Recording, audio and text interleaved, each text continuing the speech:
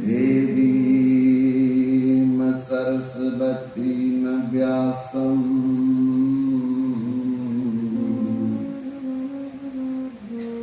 ततो जयमुदीरये।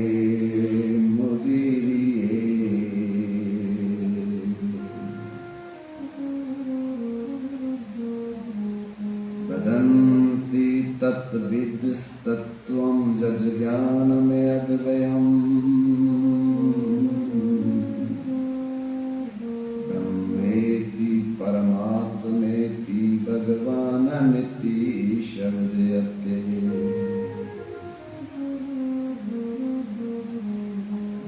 वासुदेव परावेदा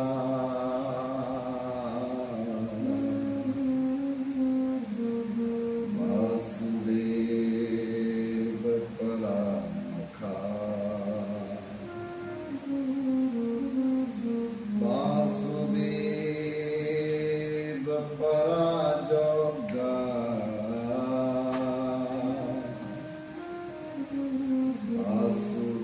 वासुदेव पराक्रिया वासुदेव परम ज्ञानम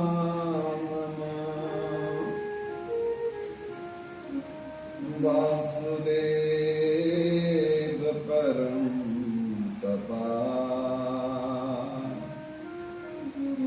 वासुदेव परो धर्मो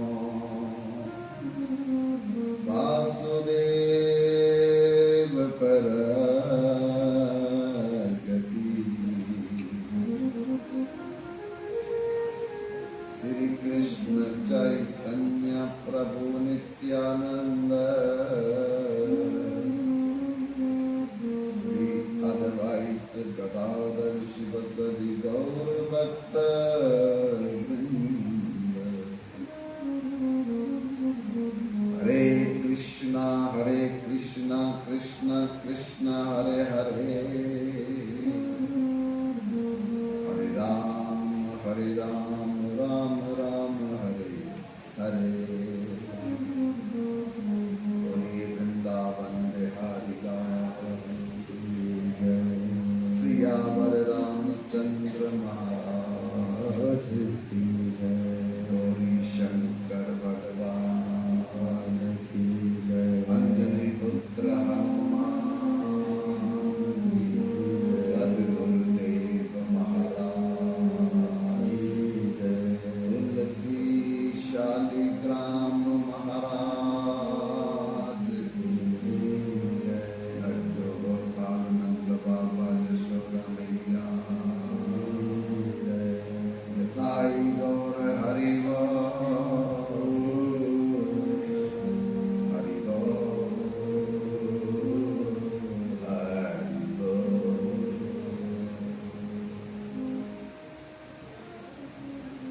कल हम चर्चा कर रहे थे कि ऋषि वेद व्यास जी ने जीवों के कल्याण के लिए एक वेद के 4 हिस्से किए, इसलिए उनका नाम वेद व्यास हुआ। तब भी मन को संतुष्टि नहीं मिली, सोचने लगे मुझसे क्या कमी रह गई। तो फिर उन्होंने 6 शास्त्र लिखे आसान भाषा में, लेकिन 6 शास्त्र लिखने के बाद भी वो संतुष्ट नहीं हुए अपनी लेखनी पर। फिर उन्होंने 108 उपनिषद की रचना, तब भी मन शांत नहीं, कोई कमी रह जाती है। बाद में 555 वेदांत सूत्र लिखे, लेकिन मन में फिर भी शांति नहीं। 1,00,000 श्लोक वाली महाभारत की रचना की, लेकिन व्यास जी खुश नहीं। तब 17 पुराण लिखे, फिर भी कोई कमी लग रही थी। तो क्या कमी है, ये व्यास जी को पता नहीं चल रहा था। तो भगवान को याद करने लगे। अब भगवान तो हर जगह है, सोचेंगे कहाँ याद करना चाहिए, कहाँ उसकी सेवा करनी चाहिए, कहाँ ध्यान करना चाहिए। तो कहीं भी बैठ करके भगवान को याद किया जा सकता है, कहीं भी बैठ करके भगवान की मानसिक भावयुक्त सेवा की जा सकती है, क्योंकि हरि व्यापक सर्वत्र समाना, भगवान हर जगह बराबर रूप में विराजमान है। हमारे रसोई घर में भी वही भगवान है, हमारे ड्राइंग रूम में भी वही भगवान है, हमारे पूजा रूम में भी वही भगवान है। कम ज्यादा नहीं, कम ज्यादा तो हमारा भाव है, हमारी सोच है। भगवान बराबर, वृंदावन में भी वही भगवान है और आपके नूरपुर में भी वही भगवान है, लेकिन दिखते क्यों नहीं, दर्शन क्यों नहीं होता? तो वो इसलिए दर्शन नहीं होता कि प्रेम से प्रकट होई न जाना। भगवान कहते कि प्रेम से न प्रकट होता। जैसे बिजली की तार में करंट जा रही है, लेकिन दिखती नहीं, सारे हाल में हवा है पर अनुभव नहीं हो रहा। सभी लकड़ियों में आग रहती है, पर हर लकड़ी पर भोजन नहीं बनाया जा सकता। भोजन वही बनेगा जहां लकड़ी को जलाया जाएगा। हवा का वही अनुभव होगा जहां पंखा या कूलर लगाया जाएगा।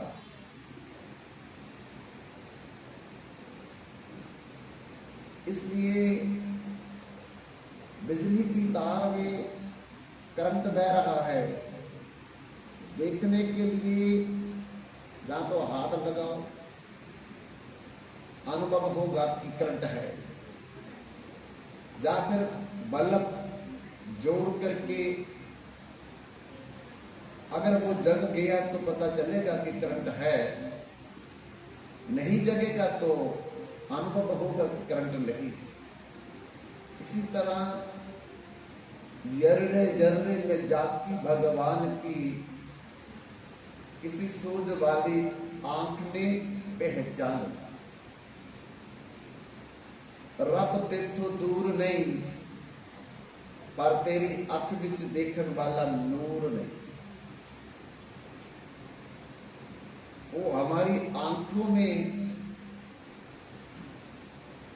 जब चिन्मयता आ जाएगी, दिव्यता आ जाएगी, नूर आ जाएगा,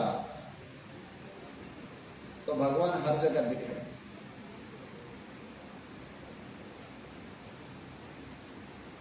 हिरण्यकशिपु ने अपने पुत्र प्रहलाद को मारने के लिए हजारों प्रयत्न किए। क्यों? क्योंकि हिरण्यकशिपु भगवान नारायण को अपना शत्रु मानता था। क्यों शत्रु मानता था? कि भगवान नारायण ने हिरण्यकशिपु के छोटे भाई हिरण्याक्ष को मार डाला। क्यों मार डाला था? वो सारी पृथ्वी को चला करके पानी के अंदर ले गया और भगवान जब ला रहे थे तो फिर युद्ध हो गया। अब युद्ध में एक को तो कुछ होना है, तो हिरण्याक्ष मारा गया।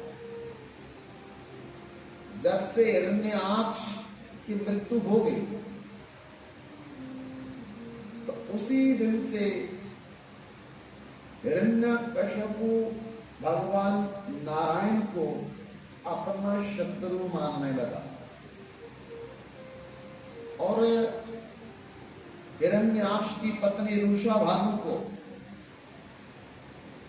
वचन दे दिया कि जब तक मैं आपके पति के कातल का बदला नहीं ले लूंगा तब तक मैं रात को सोऊंगा नहीं, दिन को चैन नहीं करूंगा। और बदले की भावना लेकर के हिरण्यकशिपु जो है मंद्राचल पर्वत की चोटी पर चला गया और वहां बाएं पांव के अंगूठे पर खड़ा होकर के दोनों हाथ उठा करके ब्रह्मा जी को प्रसन्न करने लगा और ओम ब्रह्मदेवाय नमः, ओम ब्रह्मदेवाय नमः मंत्र का जप करने लगा। हजारों साल वो ब्रह्मा को प्रसन्न करने में लगा रहा। पीछे से इंद्र को पता चला कि इस समय हिरण्यकशिपु मंद्राचल पर्वत की चोटी पर ब्रह्मा जी को प्रसन्न करने के लिए तपस्या कर रहा है और उसका भाई मारा चुका है। तो हिरण्यकशिपु की पत्नी क्यादु का हरण करके अपने विमान पर बिठा करके स्वर्ग में ले जाने लगा। रास्ते में देव ऋषि नारद मिले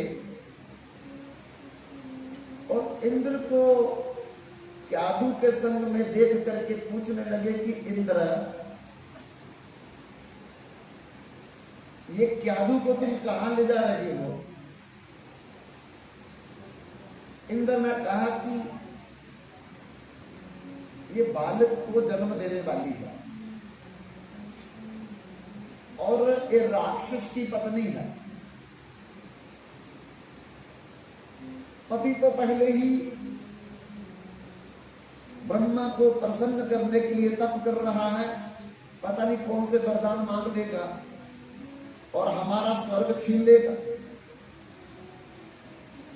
अगर स्वर्ग छीन लिया तो हम बेघर हो जाएंगे और दूसरा इसका जो पुत्र होगा वो भी राक्षस पैदा होगा। तो इसलिए हमने हिरण्यकशिपु की पत्नी का हरण कर लिया और इसे स्वर्ग में ले जाएंगे। वहां ले जाकर के जब बालक का जन्म होगा बालक को मार देंगे और क्यादु को छोड़ देंगे। नारद जी इंद्र को बोलने लगे कि इंद्र, तुम लोग बड़े बेवकूफ हो, बिन विचारे जो करे फिर पाछे पछताए। काम अपना बै बिगाड़े जग में कोई हंसाए। तुम सोचते नहीं हो, विचार नहीं करते हो कि परिणाम क्या होने वाला है। बिना कान बंद किए आप लोग क्रिया में लग जाते हैं। अरे इसके घर में जो जन्म लेने वाला है वो परम भागवत, परम भक्त, भगवान का पार्षद आएगा और उसी के कारण तो भगवान का अवतार होने वाला है। नारायण आने वाले हैं और जो नारायण अवतार लेकर के हिरण्यकश्यपु का भी वध करेंगे। इंद्र ने कहा, अच्छा मैं तो बड़ा अनर्थ करने जा रहा था, जिसके कारण भगवान का अवतार होने वाला है, मैं उसी का ही वध करने जा रहा था। तो बोलो देव ऋषि नारद, मैं क्या करूं? नारद जी ने कहा कि जब तक हिरण्यकश्यप को तप करके वापस ना आ जावे अपने राजधानी में, तब तक क्यादू को मेरे आश्रम में छोड़ दो। क्योंकि नारद जी ने सोचा कि जन्म लेने वाला बालक परम भागवत है,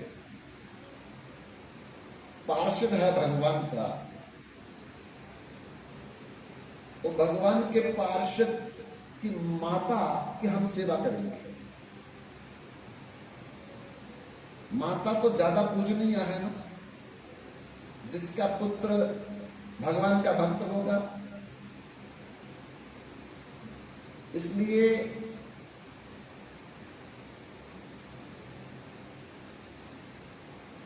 जननी जने तो भक्त जने, जान दाता जासूर, नहीं तो जननी बांझ बली, काहे गवावे ना। माता का बहुत बड़ा कर्तव्य है अपने बच्चे को भक्त बनाने के लिए। और जन्म से पहले माता सीता ने बड़े बड़े ऋषि मुनियों को बुला करके सत्संग किया, कथा सुनी, कीर्तन किया था।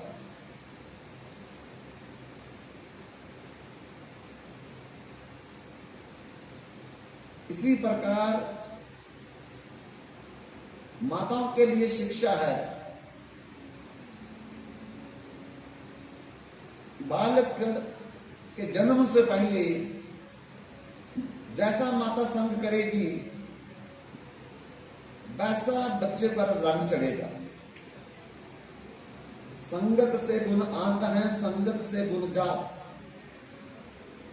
जैसा करे संग तैसा चढ़े रंग। संग संजायते कामा, कामाता क्रोधो भी जायते, क्रोधात भवति समोहा, समोहात स्मृति विभ्रमा, स्मृति वर्षात बुद्धिनाशो, बुद्धिनाशात वर्णच्छति। संग के प्रभाव से बड़े बड़े चोर बन जाते हैं, डाकू बन जाते हैं, ठग बन जाते हैं और संगत के प्रभाव से बड़े बड़े महापुरुष बन जाते हैं, महात्मा बन जाते हैं। इसलिए संगत का असर बहुत रहता है। तो हम लोगों को विचार करना चाहिए कि कैसी संगत करे जिससे हमारा मन भगवान में लग जाए और लगा हुआ भगवान में मन हमको सुख देगा, शांति देगा, आनंद देगा। रामायण में लिखा पुत्रवती जुवती जग सोई। किसको पुत्रवती माता बोला? पुत्रवती जुवती जग सोई, रघुपति भगत जासु सुत हुई। जिसका पुत्र भक्त है माता का सर ऊंचा हो जाता है। देवता लोग प्रणाम करते हैं उस माता को, भगवान भी उस माता की परिक्रमा करते हैं। जब कृष्ण का कंस की कारागार में जन्म होने वाला था तो सब देवता आकर के देवकी की परिक्रमा कर जाते थे। सब स्तुति पढ़ जाते थे, क्योंकि देवताओं को पता था कि अब देवकी माता के गर्भ में भगवान आने वाले हैं। इसलिए बंधुओं, नारद जी ने यही सोच करके इंद्र से कहा कि जब तक क्यादु के पति हिरण्यकश्यप को मंदराचल पर्वत पर तप करके वापस न आ जावे, तब तक ये क्यादु मेरे आश्रम में रहे।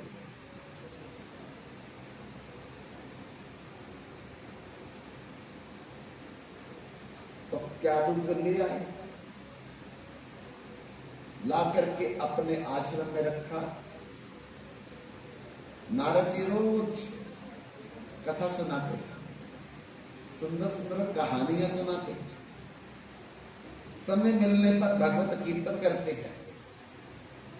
जय राधा रमन बिहारी, जय राधा रमन बिहारी, जय राधा रमन बिहारी, जय राधा रमन बिहारी, जय राधा रमन बिहारी, जय राधा रमन बिहारी, जय राधा रमन बिहारी, जय राधा रमन बिहारी।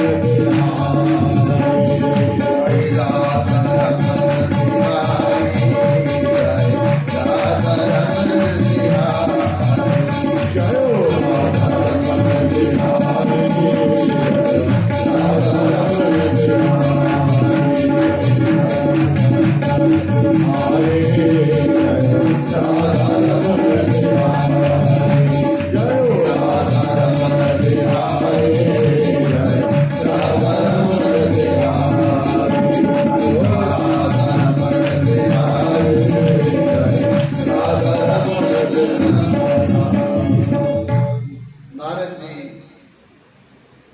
क्या दो के सामने बैठ करके कभी भागवत का पाठ, कभी रामायण का पाठ, कभी महाभारत की कथा और कभी कभी कीर्तन करते थे। हमें भी मौका मिले तो कभी पाठ, कभी कीर्तन घर में करने का अभ्यास करना चाहिए, क्योंकि मन मानता नहीं। 6 घंटे टीवी देख लेगा, 4 घंटे चौराहे पे खड़े होकर के एक दूसरे की निंदा कर लेगा, लेकिन कीर्तन में लगेगा नहीं। पर कल्याण तो कीर्तन से होगा। इतना जब समझ आ जाए, मंगल तो सत्संग के होगा, कुसंग से नहीं होगा। इतना जब समझ आ जाए तो कम से कम अपने खाते में सत्संग जमा कर लेना चाहिए। कीर्तन जमा करना चाहिए, ताकि हमें नजर नेत्र झुकाने ना पड़े भगवान के सामने कि किसके लिए भेजा था और मैं क्या करके आया। बंधुओं, इस कीर्तन की, सत्संग की बड़ी महान महिमा है।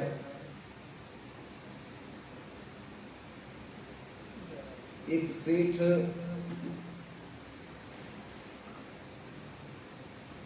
तीन काम करता था। काम तोलना, झूठ बोलना, मिलावट करना। अब बड़ा रुपया कमा लिया। हम लोग सोचते हैं यही हमारी संपत्ति, पूंजी है। पैसा हो बैंक में, जमीन 10-15 एकड़ हो, 3 मंजिल मकान हो, हमारे बच्चे सेटल्ड हो जाएं, बहुएं घर में आ जाएं, बस हो गया। बड़े बड़े लोगों को भ्रांति है कि जो माता पुत्र पौत्र परपौत्र का विवाह देख के जाए, जो माता पुत्र पौत्र परपौत्र का विवाह देख के जाए, उसके लिए सोने का विमान आता है। ये भ्रम है। अगर ऐसे विमान आने लगे तो फिर भगवान का भजन करने की क्या जरूरत है। कंदरों में बैठ करके अन्न जल फल कंद मूल त्यागने की क्या जरूरत है। अगर आटे चावल और जौ के पिंड दे करके हमारे लिए विमान आ जाए तो फिर इतने बड़े बड़े कठोर व्रत करने की क्या जरूरत है। बंधुओं, कुछ नहीं होने वाला, भ्रम मत करो। भाजरे भाज मंद अति मंदमती भजन बिना गति नहीं। जब तक भजन नहीं करेंगे कोई पार नहीं, कोई विमान नहीं आएगा। इस सुनी सुनाई बातों पर भ्रम करके हम लोग ठग जाएंगे, बाद में कुछ नहीं आएगा। इसलिए सत्संग बचाएगा, कथा बचाएगी, भगवान का कीर्तन बचाएगा। जितना करेंगे हमारे खाते में जमा होगा। और शरीर छोड़ने तक तो ये धन काम आएगा, मकान काम आएगा, जमीन काम आएगी, लेकिन जब ये शरीर छूट जाएगा तो आगे कौन सा मकान जाएगा, आगे कौन सा धन जाएगा, कौन सी साथ में जमीन जाएगी। जब अपना शरीर भी नहीं जाएगा जो जन्म से ही हमको मिला, तो बाकी का तो सब बाद में मिला, तो वो कैसे जाएगा हमारे साथ। भ्रम मत करिए, ठगे जाएंगे और जो हमको भ्रम में डाल रहे हैं वो खुद तो धोखे में, हमको भी धोखे में डाल रहे हैं। आज तक दुनिया में बिना भजन किए कोई पार नहीं हुआ। इसलिए असली पिंड का मतलब है, ये शरीर हमारा पिंड है। पिंड दान का मतलब है इस शरीर का दान करना। किसके लिए? भगवान की सेवा के लिए, सत्संग के लिए, कथा के लिए, कीर्तन के लिए। उसका मतलब है पिंड दान। आटे, जौ और चावल के पिंड से हमारा पिंड का छुटकारा होने वाला नहीं है। इसलिए ध्यान रखना इस बात को। हमको तो लोभ देते हैं, लालच देते हैं, आपका सब कुछ बन जाएगा, उनका ही कुछ नहीं बना। जो बोल रहे हैं तो हमारा क्या बनेगा? इसलिए स्वर्ण की चोरी करे, करे सुई का दान, डांगरिया चढ़ देखन लाके कब आपे विमान।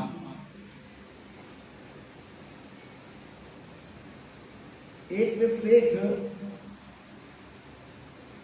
दिन भर सोने की चोरी करता था और शाम को एक सुई का दान करता था, वो भी लोहे की। और रोज छत पर जाकर के देखता था कि मेरे लिए विमान आया या नहीं आया।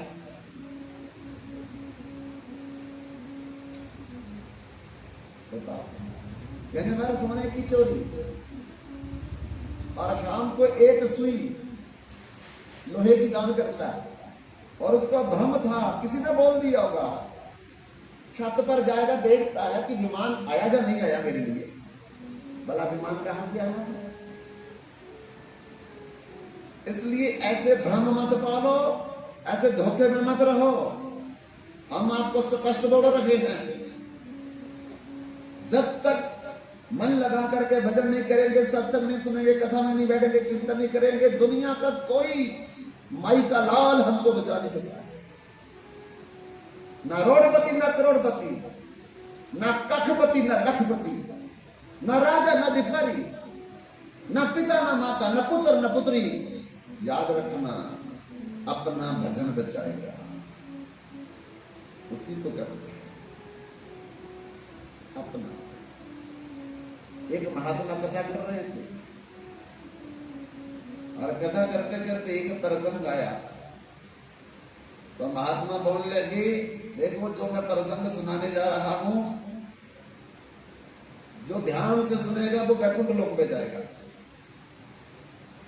कौन कौन वैकुंठ लोक में जाना चाहता, हाथ खड़े करो। महात्मा ने बोला, आपको नहीं बोल रहा मैं, वो महात्मा ने बोला कथा में। जो जो वैकुंठ लोक में जाना चाहता अपने अपने हाथ खड़े करो। अब सबने हाथ खड़े कर दिए। एक बहू बैठी थी सामने, उसने हाथ नहीं खड़ा किया। महात्मा को बड़ी हैरानगी हुई और बेचारे अपने आसन से बोल पड़े, बहन जी आपने हाथ नहीं खड़ा किया, आप वैकुंठ नहीं जाना चाहते? तो उसने कहा जाना चाहती हूं, पर सबने हाथ खड़े किए, आपने तो हाथ नहीं खड़ा किया। इससे तो लगता कि आप वैकुंठ लोक नहीं जाना चाहते। तो वो क्या बोलती है, मेरे साथ मेरी सासू मां बैठी है, इसने हाथ खड़ा किया हुआ है। तो महात्मा जी कहते, सासू तो अपने भजन से जाएगी और आप अपने भजन से जाओगे। सासू मां के हाथ खड़े करने से आपको थोड़ी वैकुंठ मिल जाएगा। तो बहू बोलने लगी, अगर मेरी सासू मां वैकुंठ में चले जाएगी, मेरा घर ही वैकुंठ हो जाएगा, मुझे जाने की जरूरत नहीं है। एक गई, घर वैकुंठ इसी के कारण नरक बना हुआ है।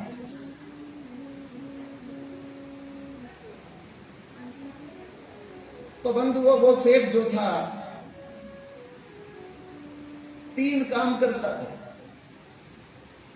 पहला काम मिलावट, दूसरा काम तब तोड़ना, तीसरा काम झूठ बोलना। यही तो करते हम दिन रात, और क्या करते हैं हम दिन रात? सभी यही कर रहे हैं, झूठ भी बोलते हैं, बातों में मिलावट भी करते हैं और कब भी तोड़ते हैं। कब तोड़ने का क्या मतलब है? कहते कुछ और है, बोलते कुछ और है।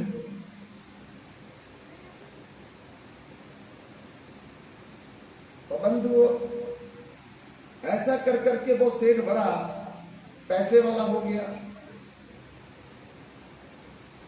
लेकिन एक बात याद रखना,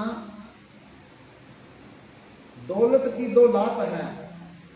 ये जो दौलत है ना, इसके दो पांव है। दौलत की दो लात है, तुलसी निश्चय कीन। पक्का जान लो इस बात को। आबत अंधा करता है, जब आता है तो आदमी अंधा हो जाता है, फिर उसको छोटे मोटे दिखाई नहीं देते। रोज पठानकोट शॉपिंग करने के लिए निकल जाता आदमी, रोज दिल्ली जा रहा है, बस इसी के चक्कर में अपना जीवन बर्बाद कर लेता है। आवत अंधा करता है, उल्लू बना देता है जब आता है तो। और उल्लू का मतलब क्या होता है? दिन को नहीं दिखता, उसको रात को दिखता है। और दिन का मतलब क्या है? धर्म। रात का मतलब अधर्म। फिर वो अधर्म में लग जाता है, अपना स्टेटस बनाने में लग जाता है, स्टैंडर्ड बनाने में लग जाता है। बड़ी बड़ी कॉकटेल पार्टी में जाएगा स्टेटस बनाने के लिए। घर में गाय नहीं रखेगा, कुत्ता लाएगा, 2-4 लाख का स्टेटस बना दे। कुत्तों से स्टेटस बना रहे हैं हम लोग, गाय से स्टेटस नहीं बनता। हम क्या बोलते हैं, स्वामी जी क्या करे, कुत्ता तो छोटा होता है, घर में रख लिया जाता, गाय तो बहुत बड़ी होती है, उसको कौन रखेगा? मैंने बोला, अरे कुत्ते से भी छोटी छोटी आंध्र प्रदेश की गाय आ रही है, इतनी इतनी गाय है, बिल्ली जितनी गाय है, देसी। अरे बिस्तर में सुलाओ, रसोई में ले जाओ, ड्राइंग रूम में रखो, जहां मर्जी छुपाओ उसको। लेकिन कम से कम कुत्ते वाली बीमारियां जो 101 है कुत्ते के शरीर में, वो तो नहीं लगेगी। कुत्ते की लार जहां गिरती है, बंधुओं, वहां किसी बच्चे का पैर गिर जाए, पैर लग जाए, उसको रेबीज नाम का रोग हो जाता है बच्चों का। कुत्ता जिसके घर में रहता है, ना देवता भोग लेते हैं, ना पितृ भोग लेते हैं, ना भगवान भोग लेता है। क्यों? क्योंकि कुत्ते की आंख से जीवाणु निकलते हैं, जिस चीज को देखेगा वो जीवाणु जीवत उसी वस्तु में चले जाते हैं। इसलिए शास्त्र में 4 जानवरों को रखने से मना किया गया है। कुत्ता, मुर्गी, सुअर और बिल्ली, इन चारों जानवरों के आंखों में जीवंत जीवाणु निकलते हैं, जिसको देखेंगे उसी में चले जाते हैं। और फिर ना वो भगवान को भोग लगेगा, ना पितरों को भोग लगेगा, ना देवताओं को भोग लगेगा। उसके घर में कितनी भी पूजा हो, उसका फायदा कोई नहीं, लाभ कोई नहीं होगा। इसलिए भागवत के 10वें स्कंद में लिखा है, सुखदेव गोस्वामी परीक्षित महाराज को सुना रहे हैं कि परीक्षित महाराज, जिनके घरों में ये 4 जानवर रहते हैं, जिनके घरों में ये 4 जानवर रहते हैं, जो चारों में से कोई 1 या 2 या 3 रहते हैं, मरने के बाद पूरे परिवार को प्राण रोदन नाम का नरक मिलता है। प्राण रोदन नाम का नरक पूरे परिवार को मिलता है। मरने के बाद कितना भी पूजा करो, कितना भी भोग दो, नरक मिलेगा, अवश्य मिलेगा। लिख करके रख लो। हम झूठ नहीं बोल रहे, हम जहां से बोल रहे हैं झूठ नहीं बोल रहे आपको। प्राण रोदन, अरे जिसको प्राण दे करके भी रुदन करते हैं, डरते हैं, काम जाते हैं, प्राण भी काम जाते हैं, ऐसा नरक भयंकर मिलता है मरने के बाद पूरे परिवार को। क्योंकि देवता निकल गए उस घर से। जब कुत्ता आ गया, देखते थे बिल्ली आ गई, देवता गए। मुर्गियां आ गई, सुअर है, देवता गए।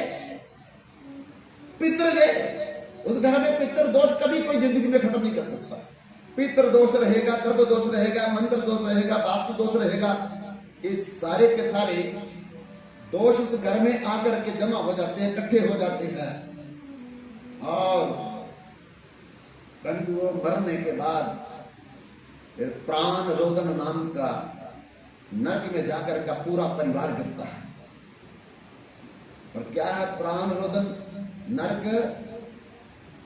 अरे तिक्के तिक्के लोहे के सलाखे हैं, उनको लाल करके पूरे परिवार को खड़ा करके उनके शरीरों से आर पार करते हैं। बार बार मरेंगे है नहीं, दर्द होगा, भयंकर कष्ट होगा, शरीर जलेगा, लेकिन